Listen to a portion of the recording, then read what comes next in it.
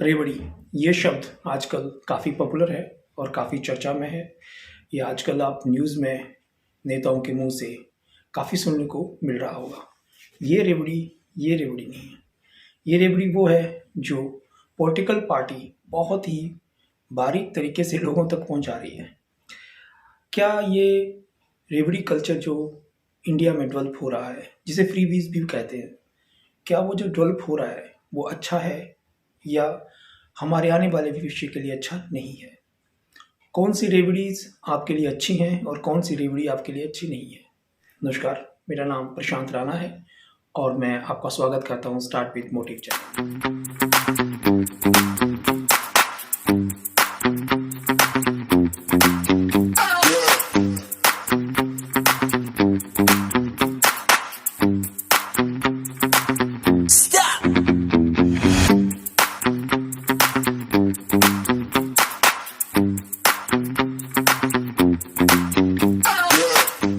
इस डिस्कशन को शुरू करने से पहले मैं आपको एक कहानी सुनाना चाहूँगा। एक राजा थे और उनका राज्य काफ़ी बड़ा था और बहुत समृद्ध था। उनके यहाँ पे जो राजकोष था भरा पड़ा था।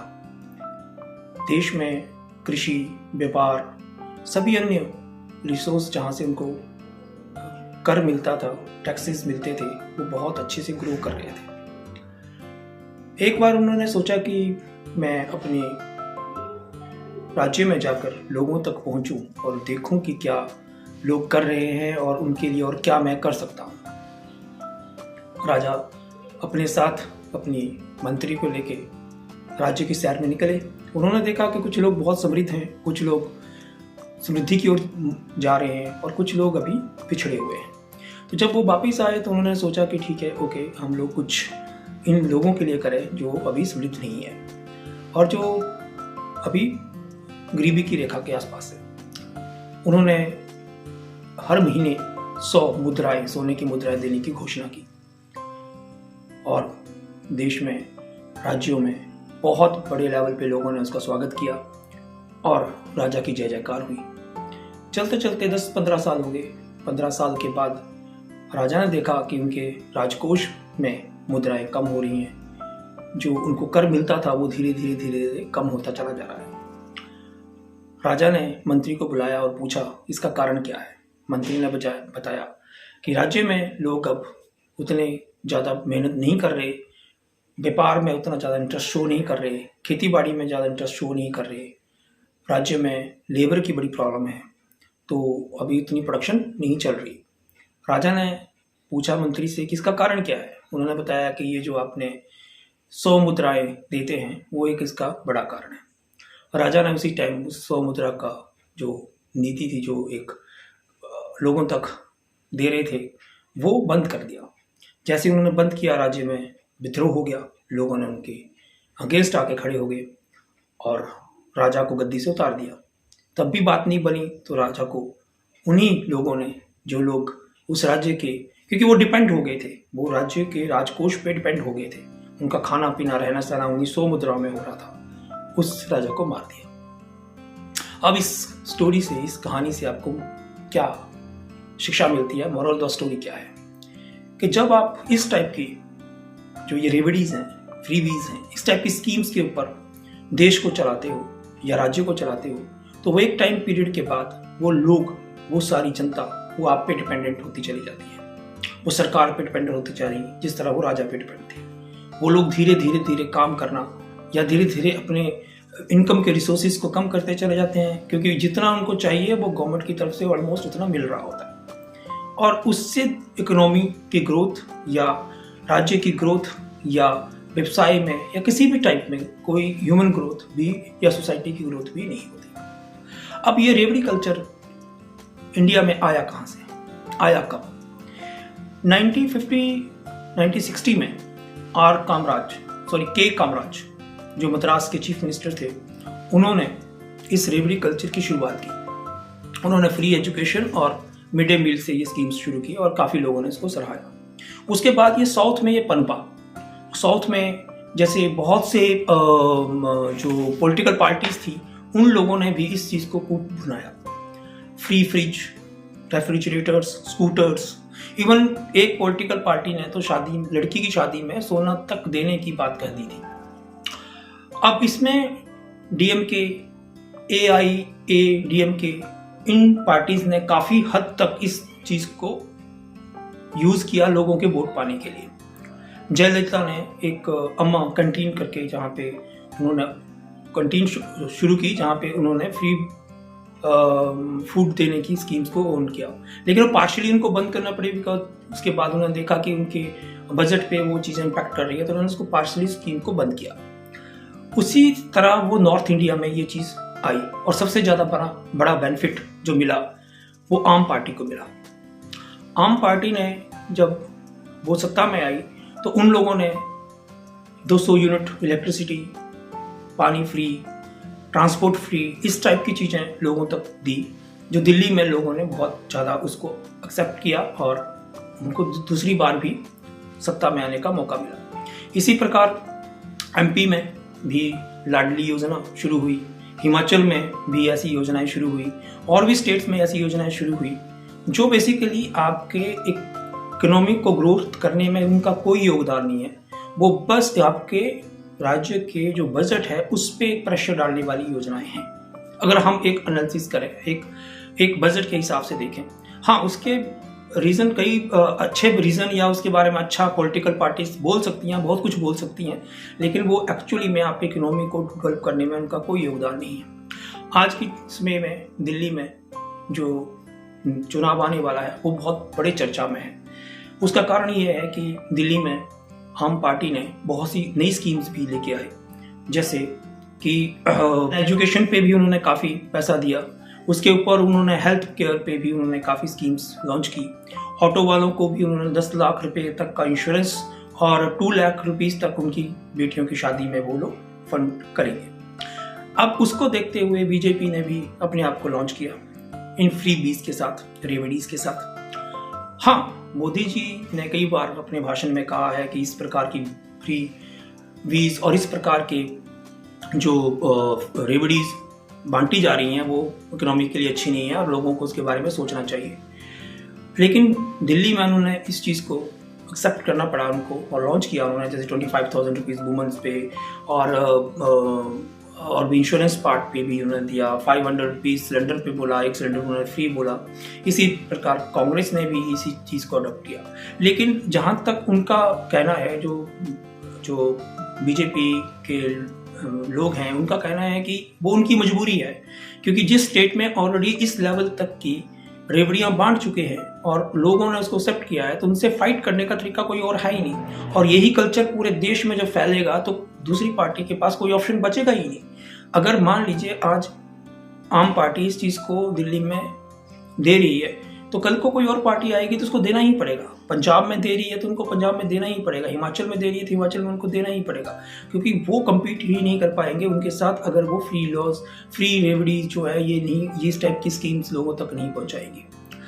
लेकिन ऐसा भी नहीं है कि जो ऐसी स्कीम्स हैं वो इकोनॉमी के लिए या सोसाइटी के लिए अच्छी नहीं है।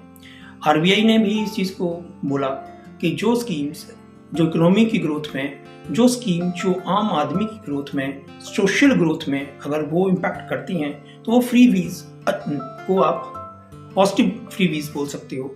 वो एक ऐसा स्कीम्स हैं जो सोशली लोगों को ग्रोथ की तरफ ले जाती हैं।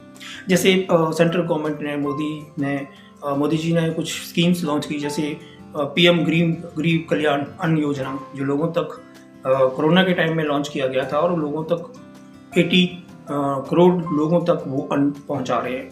जहाँ बहुत से लोग गरीब हैं, जहाँ तक उनको अन्न की खाने के लिए प्रॉब्लम है या उनको वो हेल्पफुल है। फिर आवास योजना, जो एक बहुत बड़ा इम्पैक्टफुल योजना है, जो सोशल ग्रोथ के लिए टॉयलेट बनाने वाली योजनाएं जो हैं वो सोशल ग्रोथ के लिए बहुत बड़े लेवल पे उनका इम्पैक्ट है। वैसे ही आयुष्मान योजना है, जो बीजेपी की मोदी जी की एक अच्छी पॉजिटिव सोच है, जो लोगों तक इंश्योरेंस, बिकॉज हेल्थ एक मोर इम्पॉर्टेंट पार्ट है, जहाँ हेल्थ, एजुकेशन और फूड सिक्योरिटी बहुत इम्पॉर्टेंट है। वहीं पे उज्ज्वला योजना है, जहाँ पे सिलेंडर जो गरीब महिलाओं तक पहुँचाया गया और वो भी एक इम्पैक्टफुल है बिकॉज वो सोशल इम्पैक्ट है। लेकिन जहाँ पे आप एक फ्री बिजली, फ्री पानी, फ्री ट्रांसपोर्ट अगर आप इस टाइप की स्कीम्स दे रहे हो तो उससे इम्पैक्ट जो है वो ग्रोथ की तरफ नहीं है, बिकॉज आप लोगों को फ्री देके उसको डिपेंडेबिलिटी की तरफ लेके जा रहे हो। ऐसी स्कीम जो है वो आदमी को, इकोनॉमी को ग्रो नहीं करती। ऐसी स्कीम जो है वो देश को ग्रो नहीं करती, वो धीरे धीरे देश को खोखला करती जाती है। एक छोटा सा एग्जांपल मैं आपको दूंगा। साउथ अमेरिका में एक कंट्री है वेनेजुएला, उसके बारे में भी आप गूगल कर सकते हो। वो one of the richest countries में थी, टॉप 10 कंट्रीज में, रिचेस्ट कंट्रीज में थी। और वहाँ भी ये फ्री बीज टाइप का स्टफ लॉन्च हुआ और धीरे धीरे कंट्री आज उस पोजीशन पे है कि वहाँ पे खाने के लिए भी लोगों के पास पैसा नहीं है। They are fighting for food, they are fighting for the jobs, और वो कंट्री ऑलमोस्ट बर्बाद हो गई है। वहीं पे एक और एग्जांपल मैं आपको दूंगा स्विट्जरलैंड का। वहाँ पे क्या हुआ कि गवर्नमेंट ने ये डिसाइड किया कि हम कुछ बेरोजगार भत्ता इस टाइप की चीज़ हम लोग स्कीम को लॉन्च किया जाए, लोगों तक जो है लोगों को एक सिक्योरिटी, फूड सिक्योरिटी या इस टाइप की सिक्योरिटी दी जाए। तो उन्होंने इंडियन रुपीस के हिसाब से 1.5 लाख अप्रॉक्सीमेटली कुछ ऐसा फंड उन्होंने कहा और लोगों को वोटिंग करने के लिए कहा कि क्या आप इस चीज़ को एक्सेप्ट करेंगे। तो आप विश्वास करिए स्विट्जरलैंड के लोगों ने उस चीज़ को डिनाई कर दिया। उन्होंने वोटिंग किया कि we need education, employment, resource for incomes, we don't need free anything. तो यही चीज़ आज के समय में हम लोगों को समझनी पड़ेगी, क्योंकि ये जो वोट की राजनीति है, और सबसे बड़ा बात क्या है कि आप जिस भी पॉलिटिकल पार्टी को लेके चलेंगे वो टारगेट किसको कर रही है? वुमेन्स को। और हम बात करते हैं वुमेन एम्पावरमेंट की, हम बात करते हैं वुमेन्स को ग्रोथ की, लेकिन वो आज के समय में उसी वुमेन को टारगेट कर रही है जस्ट 2100 रुपीज़, 2500 रुपीज़, 1000 रुपीज़ देके, और वहाँ से वोट लेने की बात है। ये इनडायरेक्टली आपके वोटों को खरीदा जा रहा है। तो इसके बारे में हमें सोचना पड़ेगा कि क्या हमें अपनी न्यू जनरेशन के लिए, अपकमिंग जनरेशन के लिए कौन सी इकोनॉमी छोड़ के जानी है, कौन सा देश छोड़ के जाना है, जहाँ पे वो गवर्नमेंट पे डिपेंड रहेंगे, जहाँ पे वो अपने लिए रिसोर्सेज क्रिएट नहीं कर पाएंगे, और क्या वो उस कंट्री को, जो कंट्री आज के समय में 3rd लार्जेस्ट इकोनॉमी की तरफ जा रही है, उसको द्वारा खींच के हम पीछे डाउन की तरफ लेके आएंगे। देखिए, ये रेवड़ीज जो हम लोग ले रहे हैं ये हमारे लिए बहुत घातक हैं। आने वाले इकोनॉमी के लिए, आने वाली जनरेशन के लिए, भविष्य के लिए बहुत घातक है, क्योंकि इससे आपको बड़ी प्रॉब्लम्स आने वाली है। कॉमनली आप देख रहे होंगे आज के समय में भी आपको लेबर की प्रॉब्लम बहुत कॉमनली हो रही है इन स्टेट्स में। जैसे मैं हिमाचल बिलोंग करता हूँ, तो हिमाचल में आज के समय में आपको लोकल लेबर लेना बहुत मुश्किल है, बिकॉज वहाँ पे स्कीम्स इतनी ज़्यादा हैं कि लोगों को ज़रूरत ही नहीं है कि वो लोग बड़े लेवल पे इनकम पे जाए, वो डिपेंड हो चुके हैं। ऐसे ही दिल्ली में है कि लोग जो है वो इलेक्ट्रिसिटी, पानी फ्री मिल रहा है, उसके चक्कर में और ग्रोथ की तरफ नहीं देख रहे हैं। जैसे सड़कें हैं, आपका पानी है, प्योर पानी, ये स्टेप की बहुत सी चीज़ें हैं जो रिसोर्सेज को क्रिएट किया जा सकता है। एयर पोल्यूशन बहुत बड़ा इम्पैक्ट है, गवर्नमेंट को उसके ऊपर बहुत ज़्यादा पैसा लगाना चाहिए, एयर पोल्यूशन के लिए कुछ करना चाहिए, बजाय कि आप फ्री इलेक्ट्रिसिटी और फ्री वाटर और फ्री ट्रांसपोर्ट और लोगों को पैसा बांटना, फ्री में लोगों को पैसा बांटना शुरू कर दें। आने वाले समय में इसका दूसरा इम्पैक्ट क्या है कि जो टैक्स पेयर्स हैं वो धीरे धीरे बैकअप होना शुरू करेंगे कि मेरे टैक्स का अच्छा यूज़ तो हो नहीं रहा, बैड लोग जो गलत यूज़ कर रहे हैं, तो बाय पे, तो वो धीरे धीरे टैक्स की चोरी करना शुरू कर देंगे। इस टाइप की चीज़ें, बहुत सी चीज़ें इम्पैक्ट पड़ने वाली हैं। तो ये रेवड़ी हमारे लिए बिल्कुल भी अच्छी नहीं है। देखिए, मेहनत की रेवड़ी ऑलवेज मीठी होती है, तो आप मेहनत की रेवड़ी की ओर जाइए, बजाय कि इस टाइप की फ्री बीज जो हमारे को रेवड़ी कल्चर जो इंडिया में डेवलप हो रहा है और जो हमारे को अपने ऊपर डिपेंडेंट बनाता चला जा रहा है, और आने वाले समय में आपकी जनरेशन टोटली डिपेंड हो जाएगी गवर्नमेंट के स्कीम्स के ऊपर, और वो बर्बादी की तरफ जाएगी। तो मैं आपसे अंत में यही कहना चाहूँगा कि मेहनत की रेवड़ी मीठी है, तो मेरे मेहनत की रेवड़ी की तरफ जाए, बजाय कि ये जो रेवड़ियाँ फ्री में बांटी जा रही हैं। Thank you.